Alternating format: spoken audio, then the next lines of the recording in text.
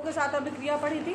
Ma'am धातु और अम्ल के साथ अभिक्रिया। धातुओं की अम्ल के साथ अभिक्रिया क्या करते हैं? धातुओं की अम्ल के साथ अभिक्रिया नहीं, धात्विक हाँ क्या बनाते हैं वो, ये भी बताओ। धातु का कार्बोनेट और अम्ल मिलकर लवण बनाते हैं और पानी और कार्बन। और धातु हाइड्रोजन कार्बोनेट की भी तो अभिक्रिया पढ़ी थी, वो भी क्या बनाते हैं?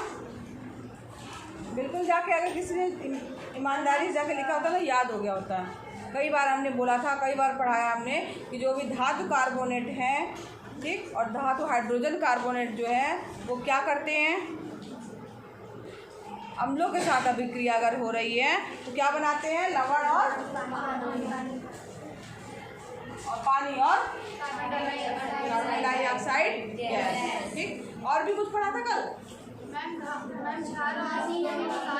हाँ, देख के नहीं बताओ, ये याद होना चाहिए कि हमने क्या पढ़ा था।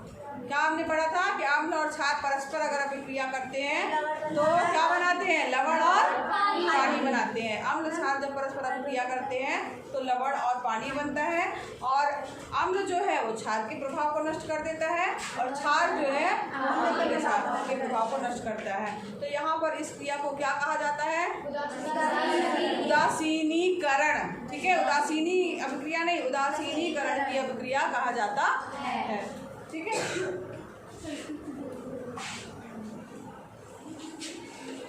ये इम्पोर्टेंट था उदासीनीकरण की अभिक्रिया, इसको ध्यान रखिएगा। आज जो हमको पढ़ना है कि अम्ल जो है वो धात्विक ऑक्साइडों के साथ में किस तरीके से अभिक्रिया करते हैं, इस चीज़ को अभी याद रखिएगा।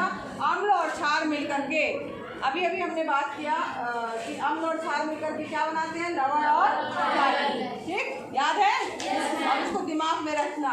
अब यहाँ हम पढ़ने जा रहे हैं अम्लों के साथ धात्विक ऑक्साइड की किस तरह से अभिक्रिया होती है। इसमें क्या है कि इसके लिए एक एक्सपेरिमेंट किया कि कॉपर ऑक्साइड हमने एक उसमें ले लिया बीकर में, और उसको क्या किया कि उसमें तनु हाइड्रोक्लोरिक अम्ल जो है वो धीरे धीरे करके जो है वो हिलाते हुए उसके अंदर डाला। तो अब उसमें होगा क्या कि उसका जो कलर है वो चेंज हो जाएगा, और बनेगा क्या?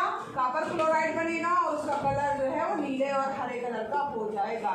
ठीक है, और जो उसमें कॉपर ऑक्साइड था यानी कि धात्विक ऑक्साइड जो था वो उसमें क्या होगा? घुल जाएगा।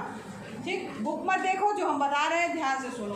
तो यहाँ पर जब धातु ऑक्साइड जो है वो अम्ल के साथ जो ये हमारा पूरी अभिक्रिया हुई, तो उसको अगर हम सूत्र के फार्मूले में के रूप में लिखेंगे जो हमने अभिक्रिया की है, तो उसको इस तरीके से लिख सकते हैं। हमने इसमें किया क्या था? धातु ऑक्साइड। अगर हम कॉपर धातु ले लें और उसका ऑक्साइड लें तो क्या हो जाएगा? कॉपर ऑक्साइड की क्रिया जिसके साथ की थी हमने, अम्ल के साथ की थी, HCl उसमें डाला, और HCl डालने के बाद जो है वो हमारा क्या बन गया था? कॉपर क्या बना था? लवण और पानी। तो H2O तो आप पहले लिख लीजिए, ठीक है, और कॉपर क्लोराइड CuCl। ठीक है, तो यहाँ पर जो है इससे ये हमने जो अभिक्रिया कराई कॉपर ऑक्साइड यानी कोई धातु हमने कौन सी ली? कॉपर धातु। कॉपर धातु के ऑक्साइड की क्रिया जो है हमने अम्ल के साथ में कराई, तो क्या बना? आपका लवण बन गया। ठीक है, और क्या बन गया? निष्कर्ष क्या निकला हमारा कि धातु ऑक्साइड, ये क्या है? धातु ऑक्साइड है। धातु ऑक्साइड अम्ल के साथ में क्रिया करने पर लवण और पानी बना रहे हैं। ठीक, ये सबको समझ में आया यहाँ तक? अब उसके बाद ध्यान दीजिए कि यहाँ पर इसके जस्ट पहले अभी हमने चर्चा की थी कि कौन मिलकर के लवण और पानी बनाते हैं? अम्ल और क्षार, है ना? यही पढ़ा ना, अम्ल और क्षार मिलकर के लवण और पानी बनाते हैं। तो यहाँ पर देखो लवण और पानी तो बन रहा है, और यहाँ पर अम्ल है, और यहाँ पर क्या है? धातु ऑक्साइड। धातु ऑक्साइड है, तो इसका निष्कर्ष ये निकल के आया कि जो धातु की ऑक्साइड है वो किस तरीके से व्यवहार कर रहे हैं? क्षारक की तरह व्यवहार कर रहे हैं। तो निष्कर्ष आपका क्या निकल के आया कि धात्विक ऑक्साइड जो है, या धातु ऑक्साइड जो है वो क्या है? क्षारक की तरह, धातु ऑक्साइड जो है वो क्षारक की तरह व्यवहार कर रहे हैं, या क्षार है या क्षारक है। समझ में आ रहा है? क्यों हमने ये बोला? क्योंकि हमको पता है कि अम्ल और क्षार मिलकर के लवण और पानी बनाते हैं, और यहाँ पे भी यही अभिक्रिया हो रही है। धात्विक ऑक्साइड अम्ल के साथ अभिक्रिया करके लवण और पानी बना रहा है। तो समीकरण नोट कर लीजिएगा, बुक में नहीं है आपके। निष्कर्ष निकला धातु ऑक्साइड क्षारक होते हैं। ठीक, क्यों हमने बोला? क्योंकि अम्ल और क्षार हमें पता है कि मिलकर के क्षार अम्ल या अम्ल क्षार मिलकर के क्या बनाते हैं? लवण और पानी बनाते हैं। तो यहाँ पर अम्ल तो दिया है, और तो इसका मतलब ये क्या होगा? क्षार होगा ना, ये यही दिया है। धातु ऑक्साइड क्या होते हैं? निष्कर्ष निकला क्षारक होते हैं। ठीक है, यहाँ पर एक चीज और देखो, जो यहाँ पर समीकरण लिखा गया है ये संतुलित नहीं है, क्योंकि यहाँ पर देखो H2 है, यहाँ पर H एक ही है, यहाँ पर Cl2 है, यहाँ पर Cl एक ही है। संतुलित करने के लिए क्या करोगे आप? दो लगाओगे और एक पूरा समीकरण आपका संतुलित हो जाएगा। ठीक है, तो संतुलित कर लेना, निष्कर्ष लिख लेना। धातु ऑक्साइड क्या होते हैं? क्षारक की तरह व्यवहार करते हैं। तो ये आपका निष्कर्ष निकला। अम्ल का इसका मतलब क्या हुआ कि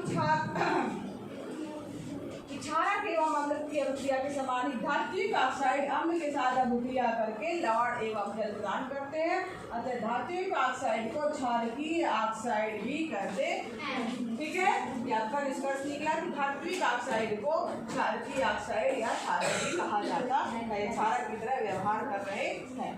आपको समझ में आ गया? समझ में आया? जो नोट करना है नोट करिए। चलिए, अब यहाँ तो आपको समझ में आ गया कि धात्विक ऑक्साइड जो है वो क्षारक हैं। ठीक, अगर क्षारक के साथ अब यहाँ पर देखो, आगे बढ़ोगे आप तो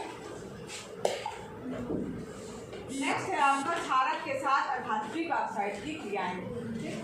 अच्छा, एक चीज़ आप लोग बताओ, पानी का पीएच कितना होता है? 7। पानी क्या है? अम्लीय की क्षारीय? अम्लीय है, हाँ उदासीन है ना। अम्ल क्या है? ना अम्लीय है, सॉरी पानी जो है वो क्या है? उदासीन है, ना वो अम्लीय है ना वो क्षारीय। क्यों? क्योंकि उसका पीएच मान क्या है? 7 है। 7 से कम वाले, 7 से ज़्यादा वाले। अगर किसी का पीएच जो है 6.3 है वो कैसा होगा? किसी का पीएच 9.7 है वो कैसा होगा? कर लोगे? कई बार ऐसे क्वेश्चन भी आ चुके हैं, तो ये आपको कॉमन सेंस है कि हाँ आपको आना चाहिए कि आप इस तरीके के क्वेश्चन को हल कर लो। चलिए आगे बढ़ते हैं। अब पढ़ रहे हैं हम क्षारक के साथ धात्विक ऑक्साइड की अभिक्रियाएं। यहाँ पर देखो, अभी हमने जस्ट पढ़ा क्या है? अम्ल की धात्विक ऑक्साइड के साथ अभिक्रिया, अम्ल की धात्विक ऑक्साइड की अभिक्रिया। अब पढ़ रहे हैं क्षारक की अधात्विक ऑक्साइड के साथ में क्रिया, किस तरीके से वो क्रिया करेंगे। तो इसमें हमने जनरली एक कई बार देखा था, अभी जो एक्सपेरिमेंट किए, तो उसमें जो है कैल्शियम हाइड्रोक्साइड या चूने का पानी जो है उसमें जब कार्बन डाइऑक्साइड प्रवाहित की जाती है तो वो दूधिया हो जाता है। पढ़ा है ना? तो यहाँ पर जो है कि जो दूधिया होने के हो जाता है और उसमें जो बनता है वो क्या होता है? एक सफ़ेद तरीके का अवक्षेप बन जाता है और नीचे की ओर जम जाता है, लवण बनता है और साथ ही साथ पानी भी बनता है। तो इसके अभिक्रिया पहले लिख लो, तब आपको ज़्यादा समझ में आएगा। कैल्शियम हाइड्रोक्साइड, कैल्शियम हाइड्रोक्साइड का क्या फार्मूला होगा? कैल्शियम हाइड्रोक्साइड का क्या हो जाएगा? CaOH का। ठीक है, और किसके साथ अभिक्रिया कर रहा है? कार्बन डाइऑक्साइड के साथ अभिक्रिया कर रहा है। तो कार्बन डाइऑक्साइड के साथ अभिक्रिया करने पर क्या बन रहा है आपका? कैल्शियम कार्बोनेट और पानी बन रहा है। कैल्शियम कार्बोनेट बनता है, CaCO3 जिसका फार्मूला है, और प्लस ये H2O यानी कि पानी बन गया। कैल्शियम कार्बोनेट है ये, कैल्शियम कार्बोनेट जो कि क्या होता है? अवक्षेप के रूप में होता है, यानी कि ये क्या है? एक तरीके से कहा जाए लवण है, और ये क्या है आपका? पानी। ये लिक्विड रूप में है, ये क्या है आपका? पानी। ठीक है, ये अभिक्रिया हो रही है। यहाँ पर कैल्शियम हाइड्रोक्साइड जो दिया गया है OH लगा हुआ है, इसका मतलब ये क्या है? क्षारीय है। ये क्या है? क्षारकीय है या क्षारक है या क्षारीय है। ठीक है, अब ये किसके साथ में अभिक्रिया कर रहा है? CO2 के साथ में अभिक्रिया कर रहा है। तो क्या बन रहा है? लवण और पानी बन रहा है। ध्यान से समझिएगा इसको कि हो क्या रहा है? क्षारक कार्बन डाइऑक्साइड के साथ अभिक्रिया कर रहा है, लवण और पानी बना दे रहा है। अभी हमने क्या पढ़ा है? कौन लवण और पानी बनाते हैं? हाँ, क्षार और मिलते हैं तो क्या बनाते हैं? लवण और पानी बनाते हैं। तो यहाँ पर क्षार तो हमें दिया हुआ, दूसरा चीज जो दिया है वो क्या कर रहा है? अम्ल की तरह व्यवहार कर रहा है। क्या कर रहा है? अम्ल की तरह व्यवहार कर रहा है। तो इसका मतलब है कि जो भी अधात्विक ऑक्साइड है, क्या है? जो भी अधात्विक ऑक्साइड है वो क्या है? अम्लीय प्रकृति के हैं, अम्लीय होते हैं। अधात्विक ऑक्साइड निष्कर्ष हमारा इसमें क्या निकल के आ रहा है? इससे क्रिया करा रहा है अधात्विक ऑक्साइड। ये क्या है? अधात्विक ऑक्साइड। धातु नहीं है ना, कार्बन धातु है ना, तो ये क्या है? अधात्विक ऑक्साइड।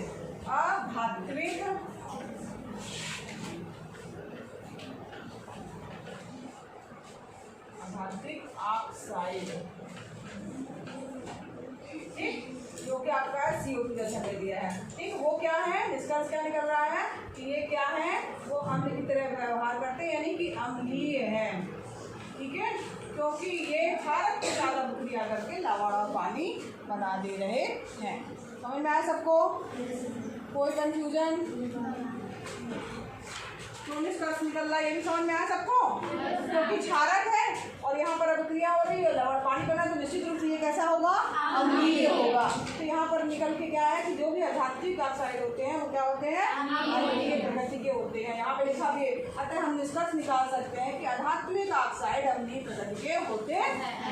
ठीक है,